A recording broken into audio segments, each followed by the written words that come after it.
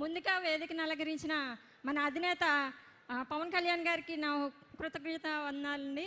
మరి అలాగే నేను కాకినాడ సిటీ నుంచి వచ్చాను. నా పేరు శిరీష. నాకైతే ఎటువంటి బ్యాక్గ్రౌండ్, రాజకీయ బ్యాక్గ్రౌండ్ ఫస్ట్ అయితే లేదండి. నా తాతలేమి రాజకీయంగా రాలేదు, అలాగే మా తండ్రులు కూడా రాలేదు. కానీ నేను ఒకే ఒక్క మాటకి ఇన్స్పిరేషన్ అయ్యి మరి పార్టీకి రావడం అయితే జరిగిందండి. ఏంటంటే నేను సోషల్ మీడియాలో ఎక్కడో చూశానన్నమాట. వీర మహిళా విభాగం ఝాన్సీ లక్ష్మీబాయి గారి స్ఫూర్తితో ఆ పేరు తీసుకుని వీర మహిళా విభాగం అని కళ్యాణ్ గారి ఒక మాట విన్నాను నేను. మీ చేతికి కత్తి పట్టుకుని ఒక చంకని బిడ్డని ఎత్తి పట్టుకుని ఝాన్సీ లక్ష్మీబాయి ఏ విధంగా అయితే పోరాడిందో మీరు కూడా వీర మహిళలు అన్న వాళ్ళు బయటకు వచ్చి ఇదే రకంగా పోరాడాలని ఆ రోజు ఒక్క మాట విన్నానండి.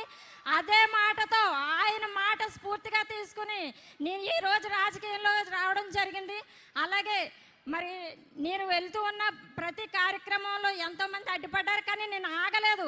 నీకు ఏంటి నీ ధైర్యం అంటే, నా వెనకాలన్న ధైర్యం నా బెప్పులే, నా అన్న మాట మీద ప్రకారమే నేను ఇక్కడ ఉన్నాను. ఆయన కంటి చూపు చాలు మనం ఎలా ఉన్నామో డిసైడ్ చేస్తాడు. ఆయన చిరునవ్వు చాలు మనం ఎలా ఉన్నామో తెలియజేయడానికి. ఆ మాటతోనే ఇక్కడి వరకు వచ్చానండి. ఈ అవకాశం ఇచ్చిన మా అన్నయ్యకి కృతజ్ఞతలు తెలియజేసుకుంటున్నాను. థ్యాంక్ యూ అమ్మా. సేనాపతి శేషు, నర్సీపట్నం. వేదిక మీద ఉన్నటువంటి పెద్దలందరికీ నమస్కారం అండి. మాది అనకాపల్లి జిల్లా నర్సీపట్నం నియోజకవర్గం మాకూరపల్లి మండలం అండి, జీకోడూరు గ్రామం. పవన్ కళ్యాణ్ గారు పార్టీ పెట్టిన తర్వాత ఒక మాట చెప్పారు, రబ్బర్ చెప్పులు వేసుకొని పూరు గురించి వచ్చిన వాళ్ళతో రాజకీయం చేస్తున్నారు. దానికి ఉదాహరణ నేనండి.